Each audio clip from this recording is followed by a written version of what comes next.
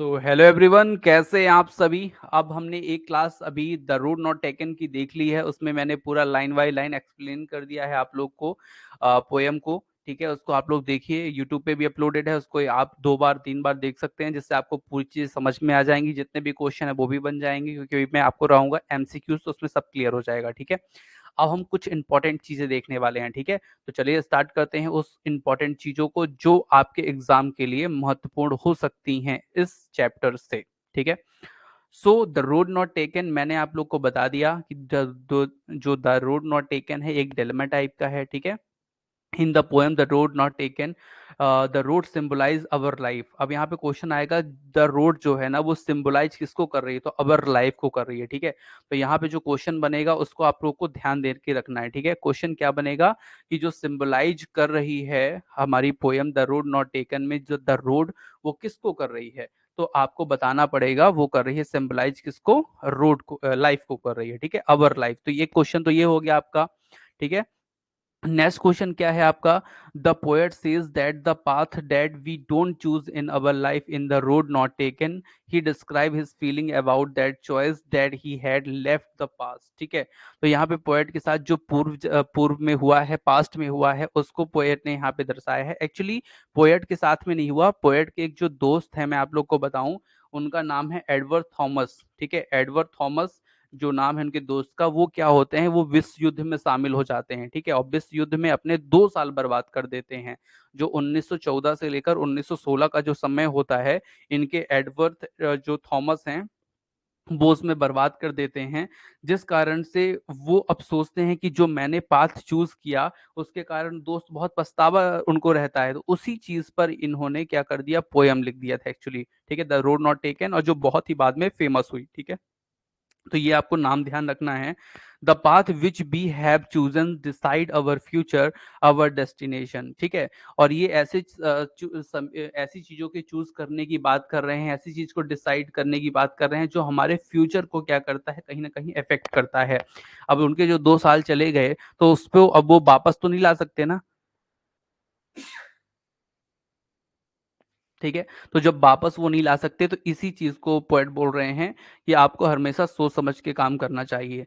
The important message that the poet want to give in that the choice that we make has an impact on our future, and if we make a wrong choice, अगर आप गलत choice करते हो तो निश्चित तौर पे आपका जो इम्पैक्ट, आपका उसका जो इम्पैक्ट है वो कहीं ना कहीं फ्यूचर पे जाके पड़ेगा।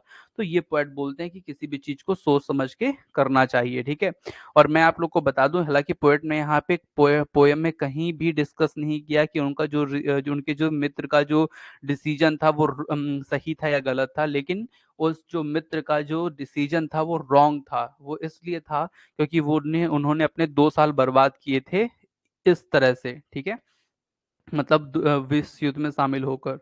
We regret it but can not go back on it. ठीक है, और वहां से आप केवल पछतावा ही आपका रह जाता है, आप लौट कभी नहीं पाते हैं। ठीक है, दोबारा उस काम को आप नहीं कर पाते। So we must be wise while making choice. ठीक है, इसलिए आपको अब बड़े ही सतर्कता पूर्वक चूज करना चाहिए अपने ऐसे डिलेमा जो आपके पास कभी भी होते हैं उसको। ठीक है, तो डियर स्टूडेंट, ये कुछ मैंने लाइनें आप लोग के लिए लिखी हैं जो इंपॉर्टेंट हो सकती हैं। इसमें पूछ सकता है इस पोएम की थीम क्या है, तो the problem of making a choice. ठीक है, जो चॉइस होती है, चॉइस करने में हमें जो प्रॉब्लम होती है ना, दो में से एक, उस प्रॉब्लम की बात कर रहे हैं। ठीक है, जैसे आप जाते हैं मार्केट में, आपको 2 शर्ट दिख गए, अब दोनों शर्ट एक जैसे दिख रहे हैं। ठीक है, अच्छे दिख रहे हैं, मतलब आपको पसंद है, तो आपको अब क्या लगता है कि उन दोनों शर्ट में कोई ना कोई शर्ट हम क्या करें, ले लें। ठीक है, और कभी कभी ऐसा लगता है कि दोनों ही ले लें। ठीक है, तो वो चीज मैं आप लोग को बता रहा हूं कि इस चीज को आप लोग को ध्यान रख के चलना होता है। ठीक है, तो यहाँ पे the problem of making a choice, मतलब जो चॉइस करने में जो प्रॉब्लम आती है उसको यहाँ पे डिस्कस किया गया है। अगर मैं राइमिंग स्कीम की बात करूं तो है A B A A B। ठीक है, तो ध्यान रखिएगा राइमिंग स्कीम क्या है, A B A A B। ठीक है, सो अगर आप लोग को राइमिंग स्कीम समझ में ना आए तो मैं एक बार आप लोग को ओरिजिनल टेक्स्ट से राइमिंग स्कीम समझा देता हूँ। ठीक है, राइमिंग स्कीम को कैसे पढ़ना है आप लोगों को। देखिए यहाँ पे क्या लिखा है, वुड, ठीक है, यहाँ पे क्या लिखा है, स्टूड, यहाँ पे क्या लिखा है, कुड। तो यहाँ पे देखिए अगर आप ध्यान से देखेंगे तो यहाँ पे जो वुड, स्टूड और कुड है, इन तीनों का जो कहना चाहिए प्रोनाउंसिएशन है, लगभग लगभग लास्ट का एक ही जैसा निकलता है। तो यहाँ पे आप कह सकते हैं कि ये ए है, ठीक है, और इसका भी राइमिंग स्कीम सेम है, तो ये भी ए है, और इसकी भी राइमिंग स्कीम सेम है, तो कुड की, तो ये भी क्या है, ए है, ठीक है। So dear students, would, should, would और स्टूड और कुड, ये सब ए हैं। यहाँ पे क्या लिखा है, बोथ, और यहाँ पे क्या लिखा है, ग्रोथ। देखिए एक ही जैसा आ रहा है ना, बोथ ग्रोथ प्रोनाउंसिएशन में। तो अगर ये ए हो गया तो ये क्या होगा, ये होगा बी, ठीक है, और ये भी क्या होगा, बी होगा, ठीक है। तो क्या हो गया, ए बी, ठीक है। तो राइमिंग स्कीम क्या बनी, ए बी, ठीक है। तो इस चीज को आप लोग को ध्यान रख के चलना है। तो राइमिंग स्कीम आपकी हो गई ए बी, ठीक है। कैसे, जैसे मैंने भी आपको बताया, ठीक है। पोयम अगर हम फॉर्म की बात करें तो ये क्या है, लिरिक है, ठीक है। लिरिक है, एक छोटा गाना होता है। लिरिक मतलब क्या होता है, छोटा गाना होता है, ठीक है। और अगर आपसे पूछ ले येलो बुड मतलब क्या होता है, यहाँ पे गुड नहीं है, ये बुड है। तो येलो बुड मतलब क्या होता है, तो येलो बुड मतलब होता है आपका ऑटम सीजन, ठीक है।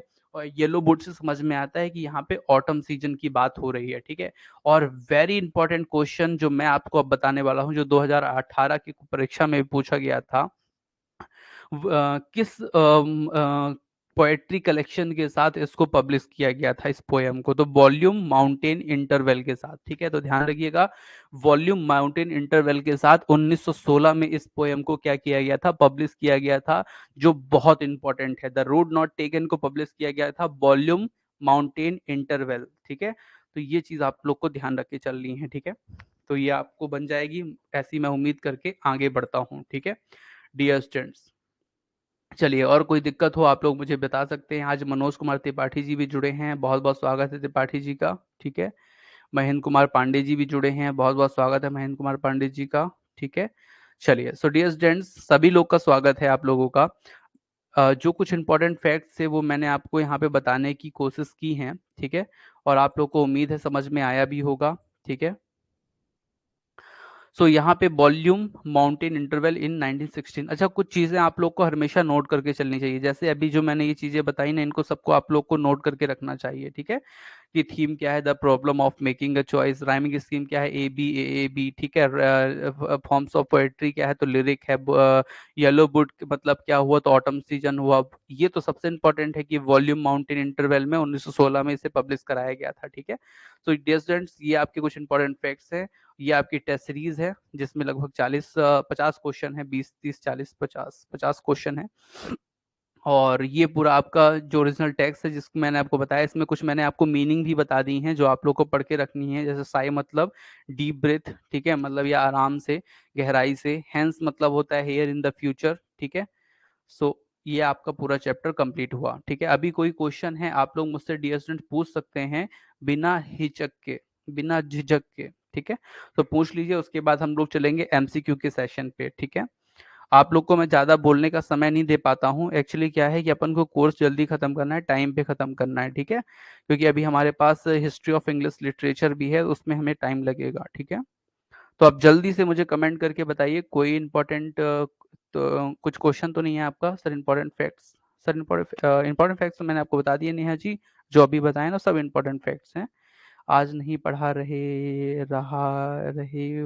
हो क्या आप, आज पढ़ा रहे हो क्या आप, सर पर्सोनिफिकेशन।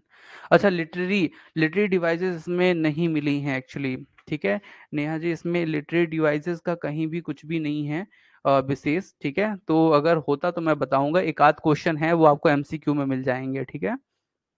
वैसे कोई इसमें लिटरेरी डिवाइसेस विशेष नहीं है, जो हैं वो आपको एमसीक्यू में मिल जाएंगे, ठीक है।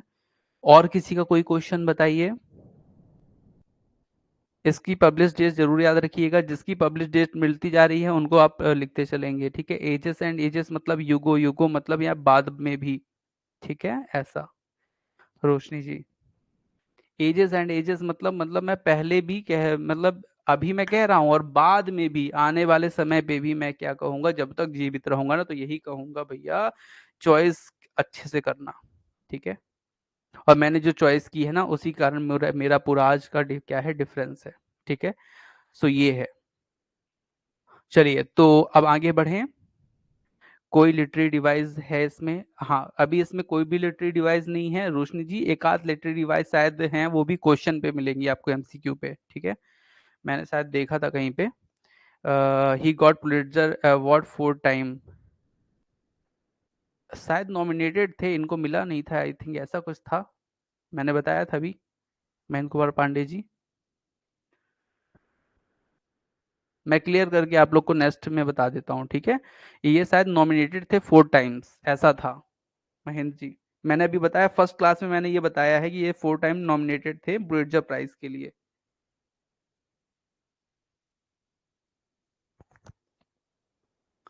सो रोशनी जी पूछे 31 time nominated for Nobel prize. Yes, Nobel prize के लिए 31 टाइम थे, मिला है। दीप्ति जी बोल रही हैं, ठीक है मैं चेक कर लूंगा सर, मिला था, ठीक है, ओके। तो मिला होगा 4 टाइम, ये फिर मेरे नोट्स में शायद थोड़ा सा ये गलत प्रिंट हुआ है।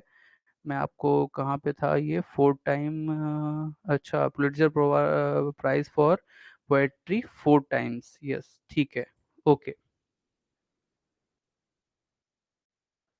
ठीक है स्टूडेंट, तो फिर मिलते हैं अपन लोग नेक्स्ट क्लास में, जिसमें अपन लोग एमसीक्यू सॉल्व करेंगे। ठीक है। तो आ जाइए सभी लोग एमसीक्यू के सेशन पे। ठीक है, एमसीक्यू के सेशन पे आइए, और वहाँ पे बात होती है। लगभग अपन लोग 15 to 20 क्वेश्चन करेंगे वहाँ पे सॉल्व। Okay okay.